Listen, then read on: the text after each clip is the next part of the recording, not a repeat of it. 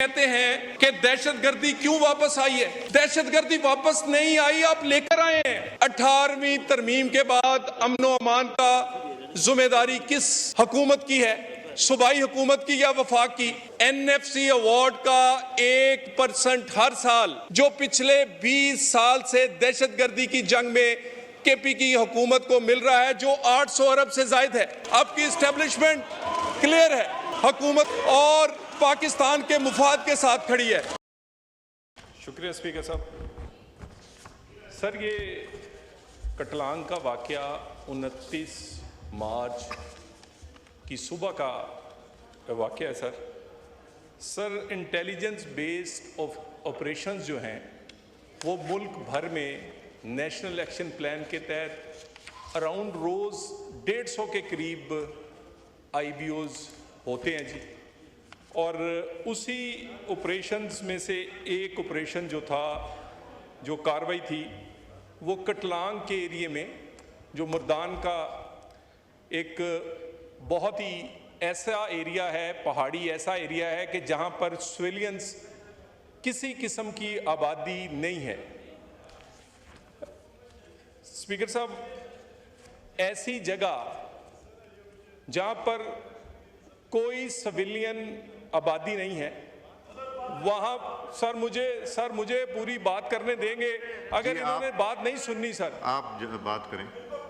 अगर सर गुजारिश ये है कि उसके बाद वहाँ पर जो ख्वारिज और उसके फैसिलिटेटर्स हैं वो उधर, उनकी मौजूदगी पर ऑपरेशन हुआ, उस पर ऑपरेशन हुआ। उमर साहब, जब इधर से बात हुई थी, इन लोगों ने सुना था, इनको जवाब देने थे, फिर इसके बाद मैंने सर इनकी तसल्ली के लिए, तशफ़ी के लिए KPK की हुकूमत का जो बयान है, जो 30 के बाद उन्होंने 29 पे दिया, मैं पढ़ के सुनाना चाह रहा हूँ। मैं जरा इनके लिए पढ़ दूँ। सर, ये इन्होंने KPK की हुकूमत का बयान है सर, जिसको बाद में इन्होंने क्योंकि हर चीज़ पे हमने ऐसी अपनी मनफी सियासत करनी है, वो दहशतगर्दी की जंग हो या कोई भी मुल्की मामला हो। सर, इसमें ये मैं पढ़ के सुना रहा हूँ। मार्च की सुबह ज़िला मर्दान के पहाड़ी इलाका कटलांग में दहशतगर्दी की उन्नत की मौजूदगी की मुसद्दका इतलात की बुनियाद पर एक इंसदादे दहशतगर्दी कार्रवाई की गई। इतलात के मुताबिक ये मुकाम दहशतगर्द अनासर के ठिकाने नकलो हरकत के लिए इस्तेमाल हो रहा था। इस कार्रवाई के दौरान कई अहम मतलूब दहशतगर्द को कामयाबी से हदफ बनाया गया, जो इलाके में जारी दहशतगर्द सरगर्मियों में मलबूस थे। और सर, इस पे साथ कहा गया कि सिक्योरिटी फोर्सेस अपना फ़र्ज इंजामदही में आला पेशा वराना इक़दार की पासदारी के लिए पुरज़म है। दहशतगर्दी के ख़ात्मे के साथ साथ शहरियों के तहफ़्फ़ुज़ को यकीनी बनाने की भरपूर कोशिश करते हैं। हम अपने अवाम की कुर्बानियों को नहीं भूलेंगे और खैबर पख्तूनख्वा में अमन और इस्तेकाम के लिए अपनी जिद्दोजहद जारी रखेंगे। This is very unfair. जब यहाँ से बात कर रहे थे, मैंने एक की जगह 4 लोगों को दे दिया। Now this is taking advantage of my leniency. नहीं, ये गलत बात कर रहे हैं, इनको बात करने दें। मेरा ख्याल है प्रोसीडिंग्स ही खत्म कर देता हूँ। मैंने आगे से देने नहीं। क्यों जी, आप बताइए, आप तशरीफ नहीं थी, ये डिसाइड हुआ था 1 इधर और 2 इधर, मैंने 4 इधर दे दिया, अब 8 इधर दूंगा। मैं नहीं दूंगा किसी को फ्लोर। बात सर, अगर इनको पता होता, ये कोई बात तो हुई है जी? आप बात करें। मैं बहुत सारी तस्वीरें आपके लिए और वीडियो लेकर आया हूं, जो आपके लिए है, इसलिए कि आप देख सकेंगे सर इसमें किस तरह के एरियाज इसमें हैं। और सर, बात यह है कि बात सुनने की हिम्मत होनी चाहिए। आप बात करें, मैं नहीं दूंगा इनको। ये कोई बात हुई? मैंने एक की जगह 4 को दे दिया था। They are taking advantage of my leniency. नहीं, मैं इसके बाद दूंगा ही नहीं किसी को। This is wrong. This is wrong. चले आप बात करें। अगर दहशतगर्द मारे जाते हैं तो इनको क्या तकलीफ है सर? क्या तकलीफ है सर इनको?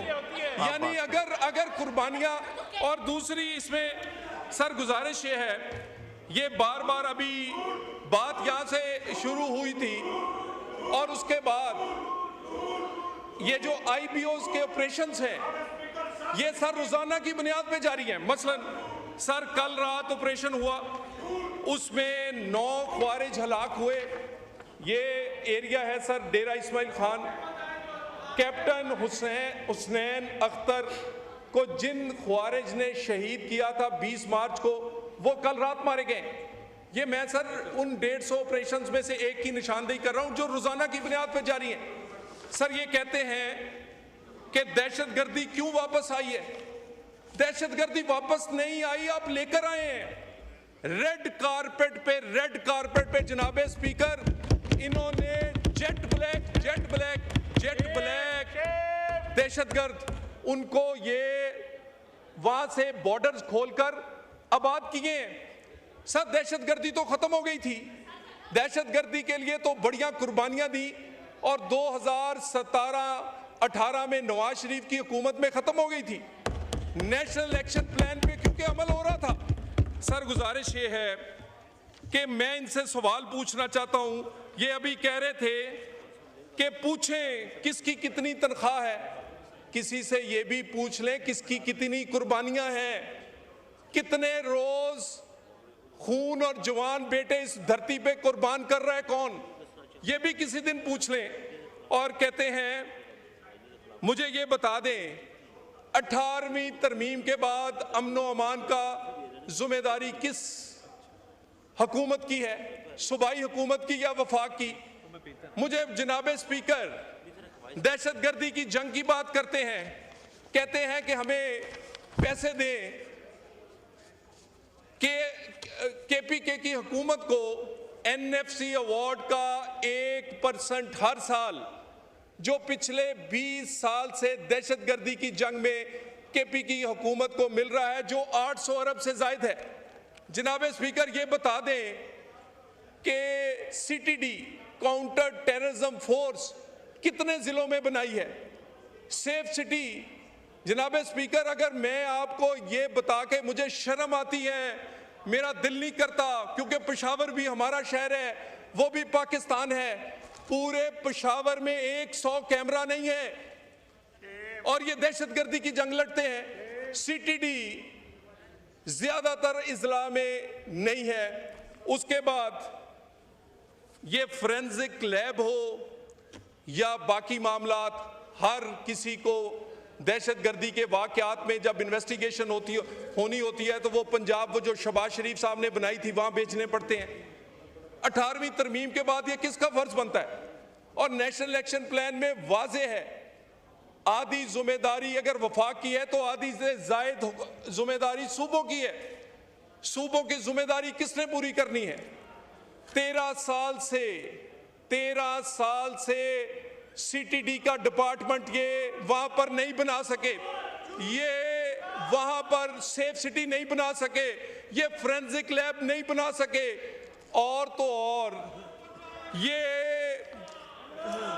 जो दहशतगर्द पाकिस्तान से भाग गए थे, जो दहशतगर्द पाकिस्तान से निकाल दिए गए थे, ये उनको भी वापस लाकर आबाद किया इन्होंने।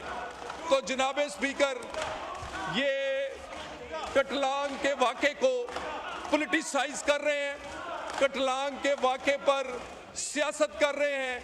ये उसी तरह सियासत की जैसे इन्होंने जाफर एक्सप्रेस पे की। इनसे पूछें बन्नू में, रमजान शरीफ में अफ्तारी के टाइम पर बन्नू कैंट पर खुदकश हमला हुआ, इन्होंने उसको कंटेम नहीं किया, इन्होंने उसकी मजम्मत नहीं की। जो लोग मजम्मत नहीं करते वो जब दहशतगर्द मारे जाएंगे तो वो उसकी क्या, उनको अच्छा नहीं लगेगा। गुजारिश ये है जनाबे स्पीकर, नेशनल एक्शन प्लान पे आप जिस तरह का मर्जी सेशन रखें, चारों सूबों की कारकर्दगी इन मॉनिटर्स के ऊपर चले, पता चले किस सूबे की क्या कारकर्दगी है।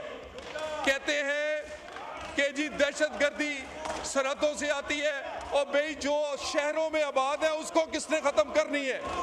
और खत्म जज्बे से होगी, खत्म आपके फर्ज निभाने से होगी, ये खत्म दहशतगर्दों का साथ देने से, रेड कारपेट बिछाकर 4000 लाकर आबाद करने से नहीं होगी। और कहते हैं कि उनका काम नहीं है कि हुकूमतें बनाएं और गिराएं। हाँ, 2018 में उन्होंने हुकूमत बनाई थी, आरटीएस बिठाया था, ना वो रहे हैं ना वो पॉलिसियां रही हैं। अब की इस्टेब्लिशमेंट क्लियर है, अपना फर्ज निभाती है, हुकूमत के साथ खड़ी है और पाकिस्तान के मुफाद के साथ खड़ी है। जनाब स्पीकर, ये पहला मुल्क है जिसमें एक जमात जो दहशतगर्दों का साथ देने के लिए बड़ी खुशी, कभी कहते हैं दफ्तर खोल लें, कभी कहते हैं इन्हें बात कर लें, कभी कहते हैं इनसे बात करें। उससे बात कैसे कर सकते हैं जिनके हाथ में बंदूक है? जो बात ही गोली से करते हैं उसका जवाब भी गोली से दिया जाएगा। और ये नेशनल एक्शन प्लान हो या दहशतगर्दों के खिलाफ जंग, आपने इनकी सीरियसनेस का अंदाजा देखा है। जब नेशनल सिक्योरिटी का इजलास था, क्यों नहीं आए? इमरान खान अपोजिशन में या हुकूमत में, उन्होंने जिंदगी भर कभी भी नेशनल सिक्योरिटी के इजलास में अपोजिशन या हुकूमत में होते हुए हुकूमत के तौर पे बैठना मुनासिब नहीं समझा।